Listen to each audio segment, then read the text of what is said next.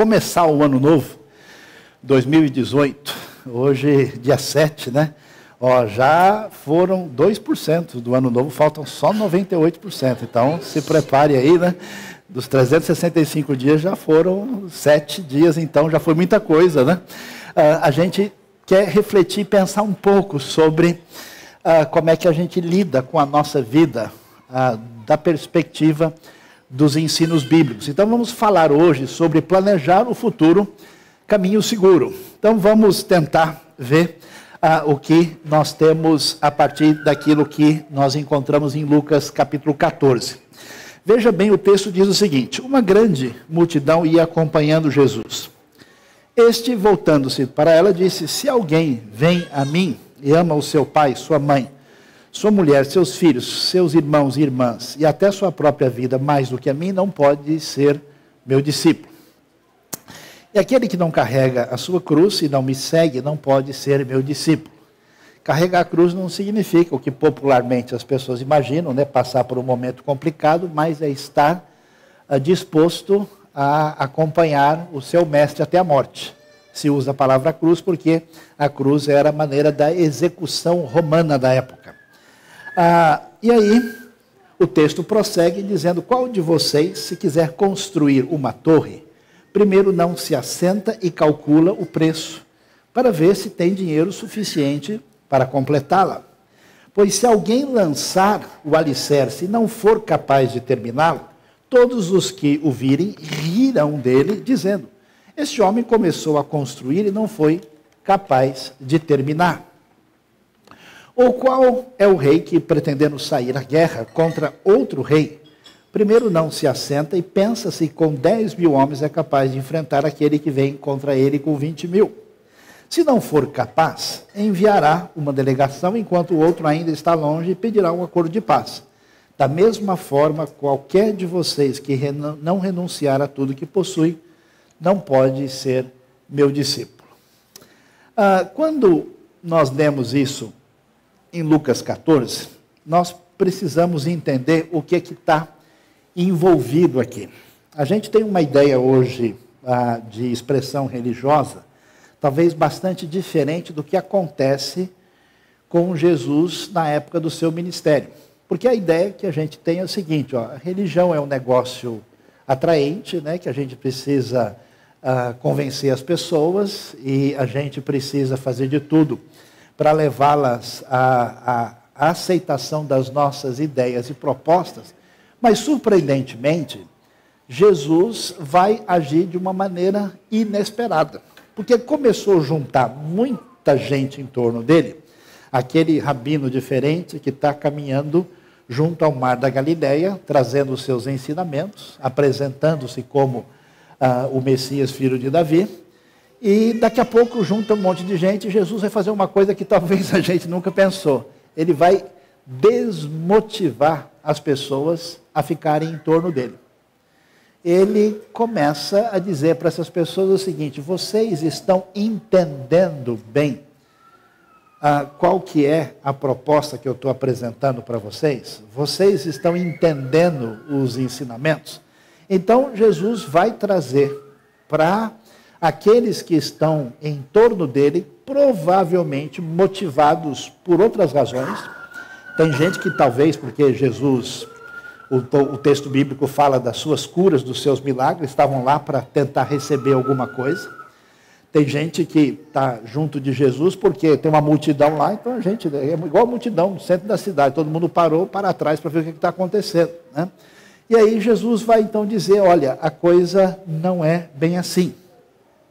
E ele vai fazer uma proposta um tanto quanto estranha e até mesmo radical. Ele vai dizer: olha, se vocês querem não simplesmente acreditar numa verdade que eu estou dizendo, não simplesmente concordar comigo em algumas coisas, se vocês querem ser meus discípulos, querem me acompanhar, querem vir após mim, tendo sintonia com aquilo que eu estou dizendo, com aquilo que eu sou, vocês precisam fazer uma escolha radical nessa direção. E ele apresenta isso com muita clareza e diz assim: façam as contas, calculem bem.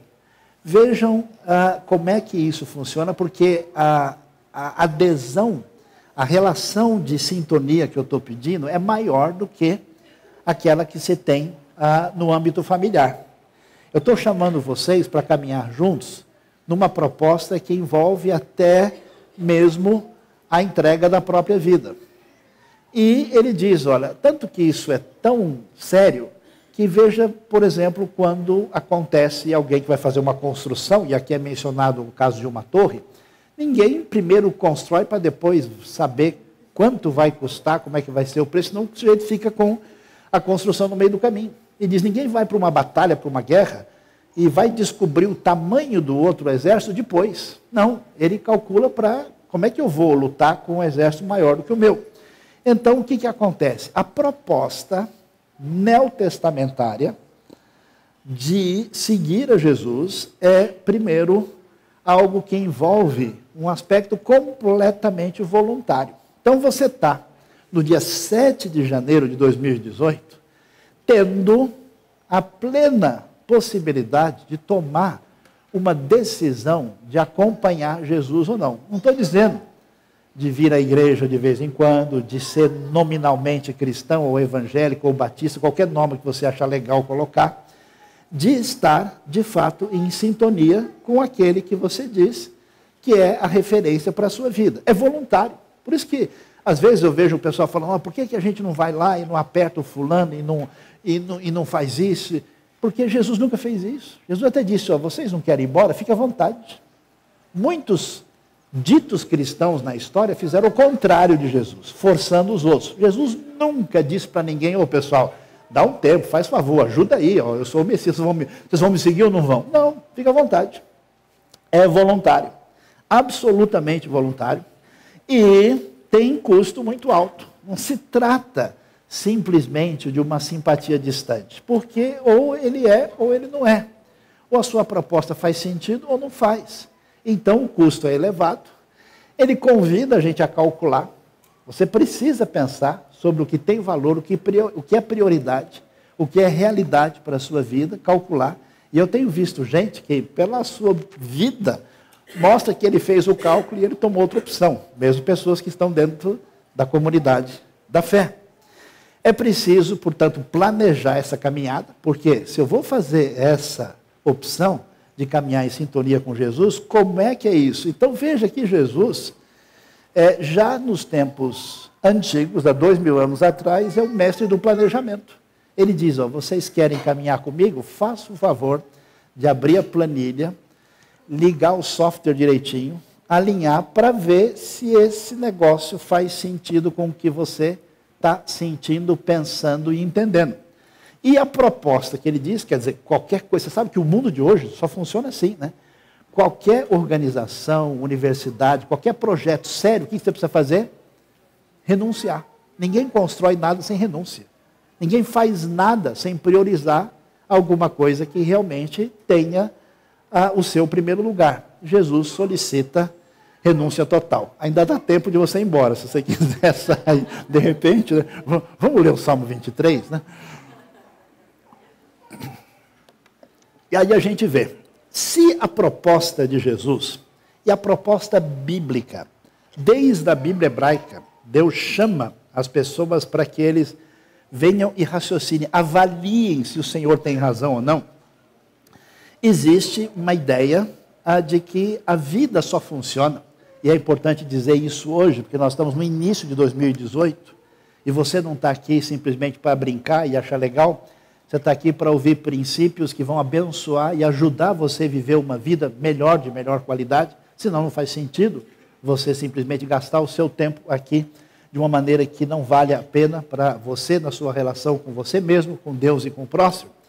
Por que existe o desprezo do planejamento? Por que muita gente, ao ouvir isso, desliga, achando que a gente não está tratando de assuntos espirituais? Uma das razões é que existe uma visão pessimista de um mundo, às vezes, muito negativo, muito já sem referência, esse mundo que tem levado milhares de pessoas a fugir da realidade, através de drogas, de vícios, e de uma série de comportamentos que desconectam a pessoa com a realidade quando a gente trabalha com a ideia que o nosso mundo é um caos sem sentido, que a vida não tem lógica, não tem coerência, tudo é, como dizia Jean-Paul Sartre, um absurdo inútil. Já que a vida é assim, e que o mundo não tem conexão, é um emaranhado sem sentido, não tem como planejar, não tem nem como pensar em fazer nada, porque nada é absolutamente razoável. Então, esse pequeno slide aí, né, que vai dizer que coisa terrível, né, os animais mais simples vão viver a vida em função de uma trajetória com uma finalidade. Comer, sobreviver, reproduzir, comer, sobreviver, reproduzir e tal. Chega no ser humano com toda a sua complexidade, ele começa a falar, mas qual é a razão de ser da vida? Qual é o sentido da vida? Né? A pessoa, é impressionante, quanto mais as pessoas têm de recurso e bem-estar à sua disposição, mas elas dizem que a vida não tem significado nenhum. Né? Por isso que a gente recomenda, e recomenda mais uma vez, o pessoal poder dar uma lida no famosas obras do Dr. Viktor Frankl, né, que foi preso num campo de concentração e se tornou um grande estudioso da alma humana, e a sua discussão é exatamente em busca de sentido e como é que ele relaciona isso com a fé. Visão de mundo. Quando alguém vive nessa ideia de caos sem sentido, de fato, ele não vai achar que vale a pena planejar, porque nada tem sentido. A outra ideia, preste atenção, a gente tem matrizes que organizam a nossa cabeça e que organizam o nosso comportamento e tomada de decisão. Então, às vezes a pessoa tem um verniz bíblico, mas a sua cabeça funciona com uma outra sintonia. E se ele não trocar a cabeça, aproveite que esse mês está em promoção, dá para trocar a cabeça no ano novo, e você ajustar os ponteiros direitinho, né? Quem sabe está fazendo 12 vezes sem juros, né? Porque temos 12 meses pelo ano. Você tem uma visão determinista da realidade. O que é o determinismo? É aquela ideia de que eu não tenho liberdade real. Que as coisas que eu faço, que eu escolho, acontecem por causa de um sistema maior que define de tal maneira o meu comportamento que eu não tenho escolha nenhuma. Então, se alguém acha que está num jogo onde os dados que a gente joga são viciados, sempre caem do mesmo jeito, não há o que planejar, porque a gente já sabe o final do caminho. Não há nem o que mexer. Vai ser assim mesmo. Então, nessa visão determinista, a pessoa se apresenta sempre como vítima. Ah, mas eu sou assim, porque quando era pequeno eu furei o pé num espinho da roseira e a vida perdeu o significado, não sei mais o que fazer. Né? Então, a pessoa se apresenta constantemente, supostamente vítima de traumas, a culpa é dos outros, não é ele assim por causa dos seus genes, é a sua personalidade, né? É as circunstâncias que determinaram, na verdade o seu inconsciente é responsável pelos seus atos, ou seja, a pessoa foge da responsabilidade da vida. Se as coisas são um jogo de carta marcada, não tem o que fazer. É assim mesmo, né? A pessoa ama o outro? Não, não amou. O que aconteceu? Nosso amor estava escrito nas estrelas, estava assim. É a coisa determinista fechada. A outra ideia, mais complicada, envolve uma coisa que muita gente tem na cabeça, até porque a nossa cultura brasileira é exageradamente mística, né? Para baixo todo santo ajuda. É a visão de mundo que envolve o que a gente chama de pensamento mágico, onde a pessoa não entende que existe uma realidade que a gente pode trabalhar e prever como fazer. É possível calcular o custo. É possível avaliar com entendimento. Não. Aqui o sujeito está dizendo, né, ó, dá uma paradinha na lógica aí, que está atrapalhando as minhas crenças. Ou seja, a pessoa sempre acha que está acontecendo alguma coisa porque tem uma cabeça de burro enterrada no quintal dela, ou porque passou um gato preto em cima do telhado, ou porque, quando ele era pequeno, alguém escondeu alguma coisa debaixo do berço, né? Ele nasceu e dormiu do lado errado, e cheio das mandingas e etc. Quem pensa desse jeito, claro que nunca vai ter interesse em planejamento, porque essa pessoa não acredita numa realidade que vai ser observada quando a gente entende o pensamento bíblico. Então, o que está por trás do ato de planejar? Por que é tão importante? Por que o Novo Testamento, com os seus livros pequenos, gasta tempo, tinta? Por que o ensino de Jesus sobre isso aparece? Por que isso é tão comum na Escritura? Por que a Bíblia nos chama sempre a uma responsabilidade? Qual é a grande sabedoria por trás disso? A primeira ideia importante é que esse mundo não é acaso.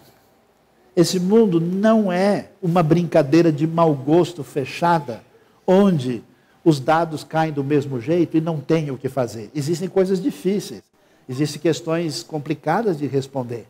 Mas a Bíblia continua afirmando aquilo que a gente cantou agora, que Deus é bom e que Ele é poderoso. Há coisas que a gente não entende, há coisas difíceis demais, mas no meio do sofrimento, no meio do deserto, Deus faz nascer a flor. No meio do momento mais difícil, a pessoa se torna um ser humano melhor. Por isso, o mundo de Deus é um mundo compreensível.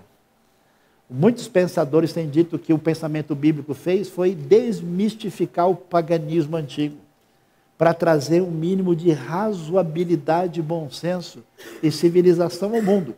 Por isso, a palavra divina é cheia de leis, estatutos. O que são isso? Princípios de vida. Como é que eu sigo um princípio? Porque eu sei que a realidade funciona assim. Eu sei que o caminho que se deve seguir é assim. Então tem muita gente no ambiente religioso que ele é a Coca-Cola de Cristo, ele é só o gás. Ele é só a espuma, ele é o copo de cerveja da fé. Não tem consistência, não tem interesse em entender o que Deus diz. Essa pessoa não vai a lugar nenhum. Existem princípios de Deus para a caminhada da vida. E esses princípios, essas leis, essas diretrizes são fundamentais. Isso ajuda a gente a ter um tipo de expressão de fé que não é uma expressão de fé fanática. O que é um fanático? É uma pessoa que segue uma proposta religiosa absolutamente irrefletida, desconectada da realidade, onde ele perde a referência do bom senso, da ética e até mesmo da fraternidade. Portanto, a Bíblia chama a nossa atenção para o valor da razão. Ou vocês querem me seguir? Vocês já viram direitinho o que é que eu estou dizendo? Vocês têm certeza que vocês querem pagar o preço para isso? Vocês sabem, por isso que muitas vezes no ambiente religioso as pessoas querem engabelar os outros para fazer parte de uma comunidade X. Isso não funciona, porque ninguém que não for convencido pela mente e por dentro, de fato vai concordar com absolutamente nada. É apenas uma adesão superficial que não tem fundamento. Por isso que religião, via de regra, no pensamento bíblico, religião irrefletida leva à hipocrisia e a um comportamento que não tem valor nenhum. Por que é tão importante entender essa realidade? Porque nós entendemos os limites humanos. Quem é que não planeja? Quem é que não precisa de planejamento? Só Deus, porque Ele é onisciente. Ele tem todo o poder. Como você não é Deus, amém, irmão? Se alguém foi abençoado, levante a mão. Você tem que cair na realidade do tamanho do seu potencial, do tempo disponível e daquilo que você de fato pode fazer. Se você não tem essa consciência humilde de que o seu tempo e o seu potencial e a sua capacidade é limitado, você nunca vai pensar em nada, vai deixar, na teologia do Zeca Pagodinho, deixa a vida me levar, vida leva eu. Mas a proposta bíblica não vai desse jeito. Você precisa entender que entender o custo, avaliar as coisas e planejar é uma atitude que considera os limites que nós temos. Depois, uma coisa valiosíssima. Qual é o grande problema de muita gente na vida? Incapacidade de tomar decisão. Um monte de gente é refém de medo. Tem uma atitude de tipo, se eu fizer assim, a coisa vai acontecer depois eu vejo qual foi o caminhão que passou. Não se pode viver a vida assim. Você precisa olhar, precisa ver e tomar decisão, e esse é um momento importante para você tomar as decisões de 2018. O que é que você vai estudar esse ano? Ou você não planejou estudar nada? Olha o silêncio. Ixi, vou até tomar um copo d'água aqui. Você vai planejar como é que vai ser a sua caminhada com Deus. Você vai planejar como é que vai ser o seu envolvimento nos projetos ligados ao reino de Deus, na sua vida pessoal, na sua vida familiar, na sua vida em vários aspectos. Você tem capacidade de decidir. Por isso, a palavra de Deus, a Bíblia, o ensino de Jesus nos chama o quê? A responsabilidade. Não é um tipo de expressão de fé que joga numa atitude de alienação. Pelo contrário, ó, vocês querem me seguir? Querem mesmo? Então vocês já avaliaram o que está envolvido nisso? Nós somos chamados à responsabilidade, colocados numa situação em que nós temos a condição de tomar a decisão que vai desenvolver o nosso caminho, a nossa vida. Quando você tem um filho, você tem uma criança, você vai pensar em que escola eu vou colocar. Em que momento ele deve aprender isso? Você não vai esperar, não, quando ele tem 18 anos eu vou decidir se quer estudar ou não. Isso não existe, quer dizer, eu espero que não, né? Porque é algo realmente complicado. Então, nesse sentido, essa ideia que muita gente pode achar que não é tão espiritual, que não é tão ligado ao profundo do nosso coração, tem uma validade importante na vida. Muitas pessoas têm uma série de dificuldades na vida porque entendem que a gente vai vivendo e depois a gente dá um jeito. E não pode ser assim. Agora, quando a gente pensa nisso, eu já percebi que algumas pessoas já estavam pensando sobre esse assunto, eu recebi um revelamento aqui sobre a questão, que alguém diz, então se a gente vai planejar, se a gente vai organizar tudo, então quer dizer que a coisa está na nossa mão, eu penso muito para frente, mas a Bíblia não diz o oposto, que a gente deve confiar em Deus? Então como é que eu preciso ser uma pessoa de planejamento, de calcular o custo, de ver o envolvimento das coisas e ao mesmo tempo não está certo ficar ansioso? É que planejar não tem nada a ver com ter ansiedade. Na verdade, o ensino de Jesus é não se preocupe com o amanhã. Se preocupar, no sentido negativo da palavra, significa, na verdade, o oposto de planejar. O que é planejar? Planejar é quando eu tenho oportunidades e tenho um potencial e tenho um espaço de tempo, eu me organizo dentro desse espaço de tempo, como é que eu vou executar essa oportunidade para, de alguma maneira, ser frutífero naquilo que eu vou fazer. Quando alguém fica ansioso e perturbado, a pessoa é difusa, ele não tem direção nenhuma. Geralmente, a ansiedade toma conta da gente quando a gente fica sem saída. E agora?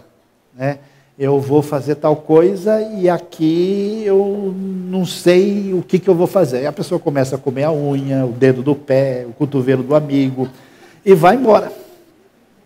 A ansiedade é uma coisa que surge muito no coração da gente quando a nossa ideia de que a gente tem o domínio das coisas é confrontada pela nossa fragilidade e limitação. Então, na verdade, não tem nada a ver uma coisa com outra. Quem geralmente fica muito ansioso é gente que tem pouca capacidade ou interesse em planejamento. Quando você planeja qualquer realidade em relação à sua vida, você faz isso e aquilo que está fora do seu domínio, você não tem como planejar. Você vai viajar, vai pegar a estrada, cai um toró gigantesco, começa a cair tudo, o que você vai fazer? Ficar nervoso? Bater em alguém? Dar murro no carro? Buzinar alto? Não, você simplesmente encosta o carro, coloca lá música que a gente cantou no começo, aí comece a tranquilizar e espera a chuva passar. Você não vai conseguir, você ainda não faz a chuva cair nem segura, então é bobagem fazer essas loucuras. Não faz sentido.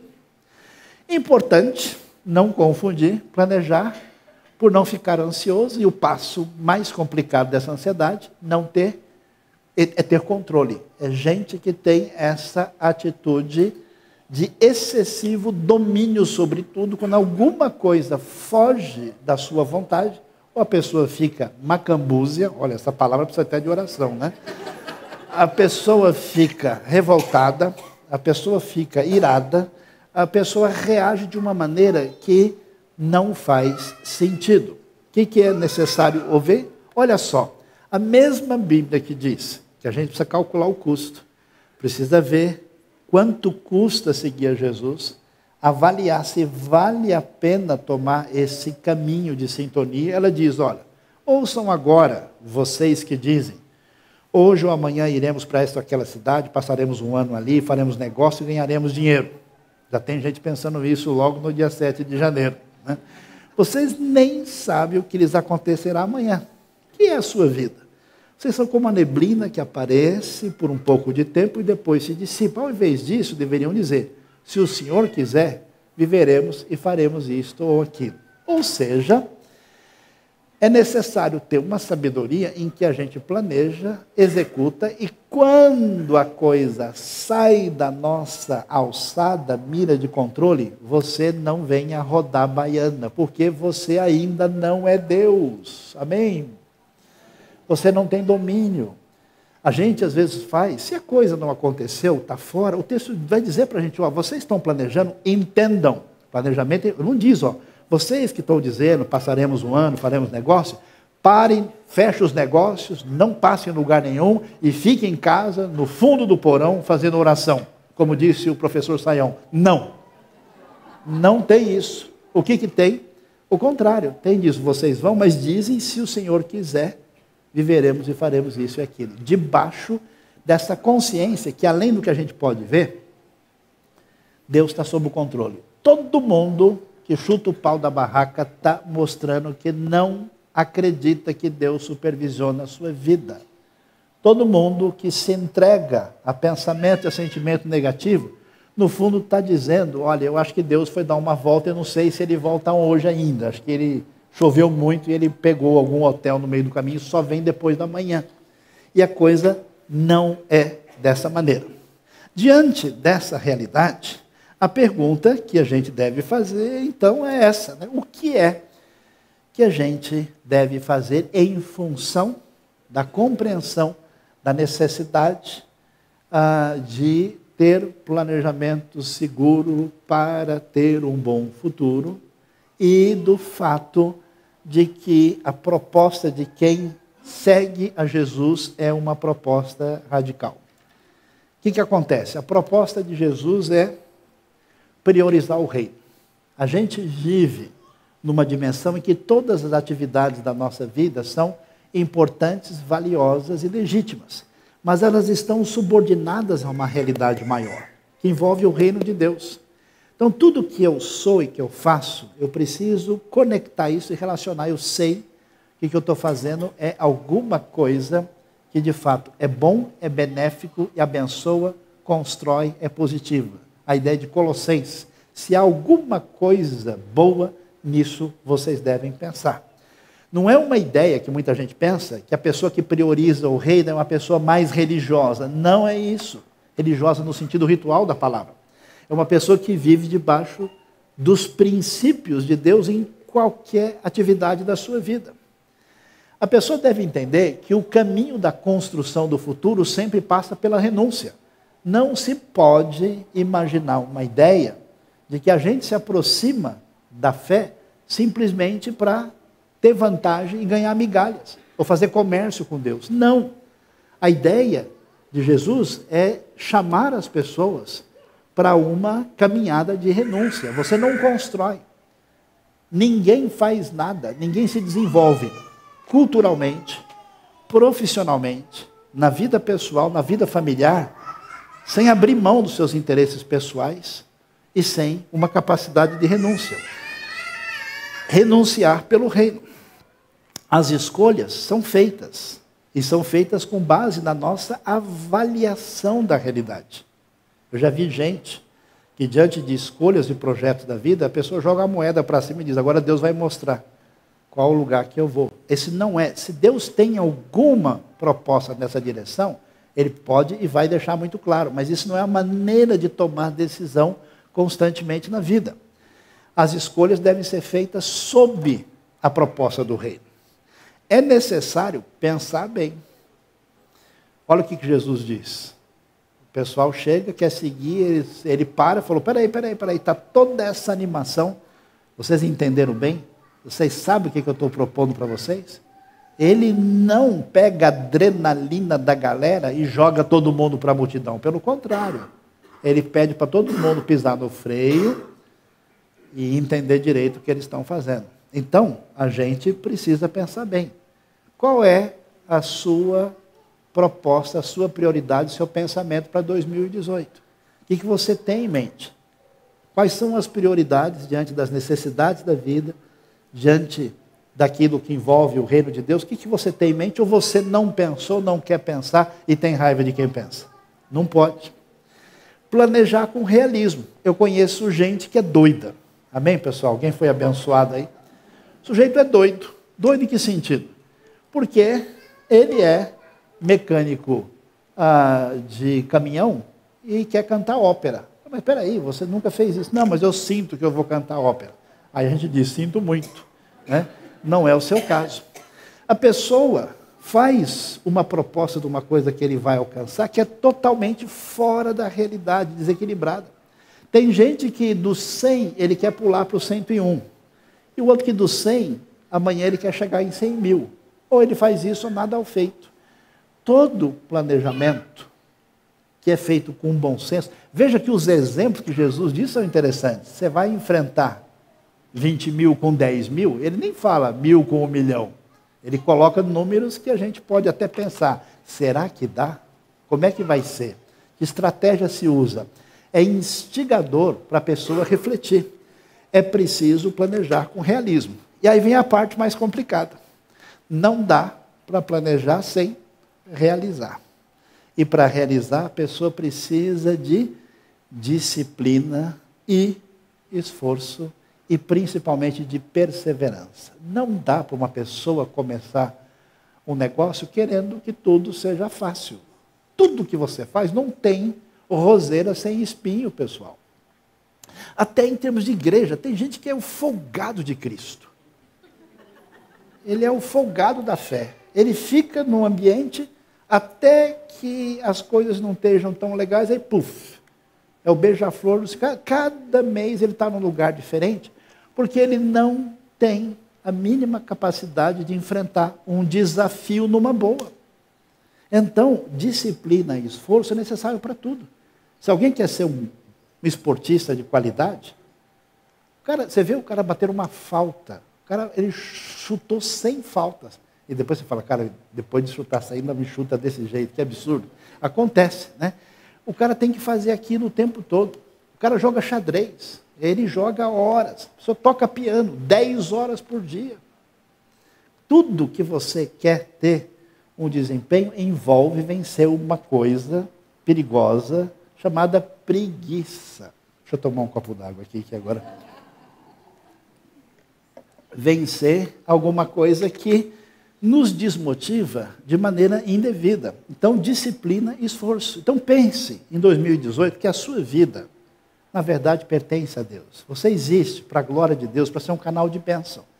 À medida em que você faz isso, a sua vida vai ser abençoadora para os outros. Vai ser uma coisa que, inclusive, vai encher o seu coração de satisfação e de alegria também. Por isso, eu vou fazer uma sugestão para vocês. Aliás, todo mundo que é da área executiva e empresarial precisa ler Provérbios o tempo todo. Provérbios é o bicho. Amém, pessoal? Né? Provérbios é simplesmente o máximo. É uma sabedoria tão interessante, porque ela é prática. Ela trabalha com detalhes. Leia Provérbios e até leia assim na versão que melhor você conseguir entender. Você lê uma Bíblia que você não entende, esquece, vai perder seu tempo. Porque ele dá dicas de coisas pequenas que fazem diferença. A gente acha que coisas muito grandes é que decidem a vida. Na verdade, são coisas pequenas. Veja como Provérbios chama essa mentalidade tão importante de que a gente precisa planejar e organizar a vida com base nessa visão de mundo bíblica. Olha lá, só peguei 4 versículos para vocês não ficarem muito chateados. Se eu pegar Provérbios aqui, a gente passa até o ano novo do ano que vem, com tanta coisa para ver. Só 4 do capítulo 21, olha lá. Os planos bem elaborados, quer dizer que os mal elaborados estão fora, os planos bem elaborados levam à fartura, mas o apressado sempre acaba na miséria. Faz de qualquer jeito, vamos que vamos, vai que vai, depois não vai, fica. Então, não funciona. Quem se entrega aos prazeres, passará necessidade. É a velha, né? Cigarro e a formiga. A pessoa só quer na boa, só na flauta, né? Não vai funcionar. Quem se apega ao vinho e ao azeite, jamais será rico. O cara só quer comer do bem bom e do melhor, gastar à vontade. Aliás, você sabe que esse mês é terrível, né? O pessoal diz que já aconteceu aí o setembro rosa, né? O outubro azul, e agora é o janeiro vermelho, com tantas as contas que tem que pagar, PTU, IPVA, um monte de coisa, então agora é o janeiro vermelho, é uma oração mais forte. Então, cuidado, né? Quem se apega ao vinho ou ao azeite jamais será rico, porque a pessoa só se preocupa em gastar além da sua realidade. Na casa do sábio há comida e azeite armazenados. Falar em azeite e vinho antes do almoço, esse horário eu sei, mas pessoal, é o que está aí, vamos lá, né? Um pouco de misericórdia. Mas o tolo devora tudo que pode. Cadê aquele bife que a gente comeu ontem? Acabou, né? Você comeu. Você observa que a mentalidade é de armazenar, de preparar, de organizar. Prepara-se o cavalo para o dia da batalha. Ah, não, a batalha o Senhor vai dar. Nós vamos lá pela fé, amém. Não, vai de cavalo. Vai preparado, não é de qualquer jeito. Deus não disse para você fazer loucura, não. Ah, eu não estudei, mas aí na hora de responder, Deus me revelou a resposta. Deus passou cola para você? Que isso? Prepare-se o cavalo para o dia da batalha. Mas o Senhor é que dá a vitória, claro. Porque a gente não vai ter sucesso com base simplesmente na nossa força. O uso do planejamento é uma sujeição aos princípios de Deus para o mundo e para a realidade. É uma consciência de como as coisas devem caminhar.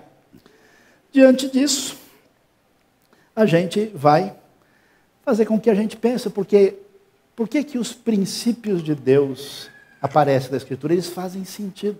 Eu tive uma experiência muito interessante. Eu conheci uma pessoa do mundo corporativo que tinha muita experiência e conhecimento na área. E ele recebeu o Evangelho e começou a ler a Bíblia. Ele falou, sabe o que eu descobri?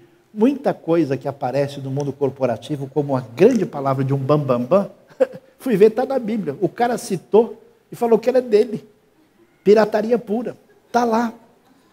Ele apresenta como uma grande novidade, no fundo está lá. Então vamos ver 3 pessoas que marcaram a história recente e que tem alguma coisa a nos dizer. Que vai aparecer ali, muito conhecido na área de administração, o senhor Peter Drucker. Olha o que ele diz. A melhor maneira de prever o futuro é criá-lo. Ou seja, eu planejo, penso, ou executo, ou seja, eu não tenho como ficar sentado esperando o futuro para ver o que acontece. Eu vou mexer agora, porque eu vou executar lá na frente. Então, agora é a hora de fazer o mês de setembro acontecer. Se eu esperar chegar no dia 15, era para hoje, aí não vai dar. Olha, interessante o que o nosso amigo aí, muito conhecido, né, que nós temos aí, o Albert Einstein e aqui o famoso Steve Jobs. Ele vai dizer uma coisa interessante. Cada sonho que você deixa para trás, quando você vai planejar em função de algo que mexe com você. Que é um sonho, que é uma intuição. O pessoal ficou encantado com Jesus. Eles querem acompanhar o discipulado. E aí como é que vai ser isso? Ele diz, cada sonho que você deixa para trás é um pedaço do seu futuro que deixa de existir. Não deixe, atenção, que o ruído da opinião alheia impeça que você escute a sua voz interior. Tem gente que é assim, está até quase lá, e alguém falou, eu não sei, acho que não vai dar certo. A pessoa é o pudim da fé, ele derrete todo. Ele acaba. Gelatina fora do congelador, esmilingue todo. Não. Seu tempo é limitado, então não fique vivendo a vida dos outros. E o Steve Jobs, de repente, descobriu que o seu tempo era limitado. Albert Einstein, que dispensa apresentação, o maior físico do século XX, dos maiores homens da história da ciência, alguém que tinha uma relação muito interessante com a fé, vale a pena ver isso. Olha o que ele diz: insanidade é continuar fazendo sempre a mesma coisa e esperar resultados diferentes. Então, se você vai planejar, você vai pensar, se você vai hoje aqui oferecer a sua vida a Deus em 2018, a pergunta é: o que é que você vai trazer? Você vai trazer uma pessoa honrada e amiga para almoçar em casa. Você espera a pessoa chegar para ver o que é que você vai fazer? Vê se sobrou um zoião de ontem aí. Traz aí para a gente misturar aqui. Ou você se prepara. Então, o que é que você vai oferecer a Deus em 2018? O que é que você vai apresentar da sua vida para ser bênção no seu coração, bênção para os outros e que glorifique e que honre a Deus? A gente precisa pensar isso no dia de hoje. Por isso, a gente termina dizendo que planejar é fé em Deus. Porque ninguém se prepara para o futuro se não acredita que o futuro está na mão de quem é poderoso e bondoso. Se eu não tenho convicção de que a graça e a soberania de Deus vão à frente, eu não vou. Interessante quando Deus fala com Moisés na caminhada, que Deus faz uns testes com Moisés, e Deus diz: Moisés, tudo bem, é o seguinte, pega o seu povo, vai embora, caminha. Aí Moisés responde: Senhor, se o Senhor não for com a gente, se o Senhor não for conosco, nós não iremos, eu não irei a parte alguma. Eu não tenho como caminhar sem o Senhor. Se eu tenho consciência, se eu tenho essa fé, sem fé não se constrói absolutamente nada. Portanto, planejar é fé em Deus. Não adianta ficar cheirando. O que complica, pessoal, na nossa realidade brasileira, no momento de crise que a gente tem, é hora de parar de chorar. Ô povo chorão! Vamos agir, executar, fazer alguma coisa, criar, planejar. Agir numa direção de construção. Em vários lugares do mundo, onde pessoas têm oportunidade aparentemente zero, é possível fazer tanta coisa quando se toma uma atitude em sintonia com a ideia de que Deus está adiante de nós para abençoar a todos. Amém? Planejar é esperança, claro, porque eu não vou fazer nada se eu falo: não, pode chover amanhã. Não, mas se der um terremoto? E se cair um asteroide exatamente aqui? Porque eu li, a Grécia Antiga teve um homem que falou de um asteroide que caiu. E se o Vesúvio mudar para cá? Eu vi o filme de Pompeia, Estaba e Herculana. Vai que acontece alguma coisa. Não. E planejar é renúncia. É colocar em perspectiva o que é prioridade e se doar para que a gente venha fazer aquilo que é importante na nossa relação com Deus e com o próximo e com a gente mesmo. Por isso que Jesus tem uma proposta tão definida. Jesus age de maneira muito diferente. Em vez de ter um grupão de pessoas, ele pega um grupo pequeno. Desse grupo pequeno, ele não pede deles que eles simplesmente sejam legais e concordem com ele. Ele pede deles o quê? Tempo integral com direito a hora extra. E direito a uma dedicação completa. E essa dedicação, com renúncia total, constrói de maneira permanente e adequada. Por isso eu não me preocupo. Eu tive um dia desses falando num lugar e a pessoa falou: mas o senhor aceita vir falar aqui? Porque nós temos um grupo que tem menos de 100 pessoas. Não pega mal para o preletor vir falar para pouca gente? Eu falei: Jesus nunca trabalhou com essa perspectiva. É melhor falar para 5 pessoas, num grupo onde 2 escutem de verdade e façam mudanças na sua vida, do que falar para 50 mil, onde ninguém vai tomar nenhuma atitude real na sua vida. Por isso é importante pequeno grupo, por isso é importante discipulado, por isso é importante conversa pessoal. E terminando para a gente, da mesma forma, qualquer de vocês que não renunciar a tudo que possui, não pode ser meu discípulo. É claro que Jesus não estava dizendo que as pessoas tinham que jogar fora tudo que elas tinham e viverem na absoluta miséria. Como é que a gente sabe? Simples. Os primeiros que creem nele não fazem isso. Cornélio, ele é um militar romano. E quando ele crê, e recebe o evangelho, ninguém diz para ele, agora você guarda a sua espada, manda o exército embora, vá dormir debaixo da ponte e começa a fazer oração. Não tem, em nenhum momento isso acontece. Procônsul Sérgio Paulo, autoridade romana, Saulo de Tarso, nenhum deles vai passar por isso. O que precisa é uma renúncia no coração. Que à medida que a gente tem tudo na nossa vida, à nossa disposição, a gente utiliza isso para a glória de Deus, para a bênção da nossa vida, da nossa família e para a bênção dos outros, sem deixar que nenhuma dessas coisas domine a nossa vida. Foi que Deus falou para o povo de Israel: se a riqueza de vocês aumenta, não coloque nela o seu coração. Deus abençoe a nossa vida, Deus abençoe nosso coração e feliz ano novo.